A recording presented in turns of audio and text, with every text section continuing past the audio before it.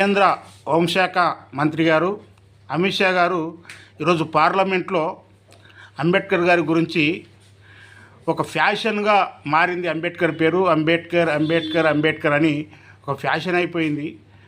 అంబేద్కర్ను తలుసుకునే కన్నా ఆ భగవంతుని పేరు జపిస్తే 7 జన్మల వరకు స్వర్గలోకంలో ఉండొచ్చు అని చెప్పేసి అని మాట్లాడతాడు ఆయన.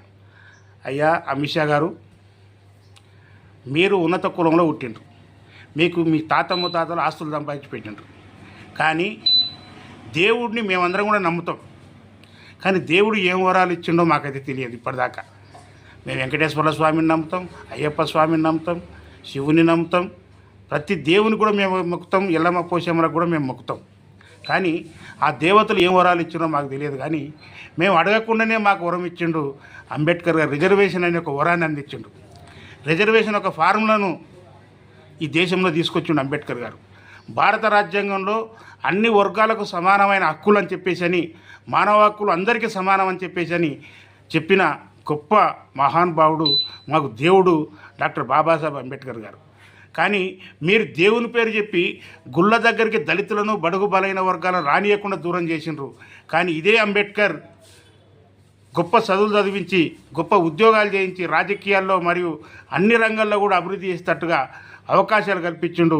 గుళ్ళో కూడా అవకాశాలను ఉండాలి వీళ్ళకు అని చెప్పేసి అని వాళ్ళని అడ్డుకుంటే అట్రాసిటీ కేసులు నమోదు చేయండి అని చెప్పేసి అని, మానవ హక్కులు అందరికీ సమానం అని చెప్పేసి అని హ్యూమన్ రైట్స్ని తీసుకొచ్చిన గొప్ప దేవుడు అంబేద్కర్ గారు. కనుక మేము దేవుణ్ణి మొక్కుతాం, అదే రకంగా మాకు వరాలు అందించిన అంబేద్కర్ని కూడా దేవుడు అని మొక్కుతాం. కనుకనే జై భీమ్ అంటాం, అంబేద్కర్ అంబేద్కర్ అని అంటాం. నీవు నీ కుచిత గుణాన్ని చూపెట్టుకున్నావు అమిత్ షా గారు. నీవు ఈ యొక్క అంబేద్కర్ పేరుని ఎందుకు చేయొద్దంటున్నావు అంటే, కాంగ్రెస్ పార్టీ నాయకుడు రాహుల్ గాంధీ గారి చేతిలో భారత రాజ్యాంగ పుస్తకం పట్టుకొని తిరుగుతున్నారు.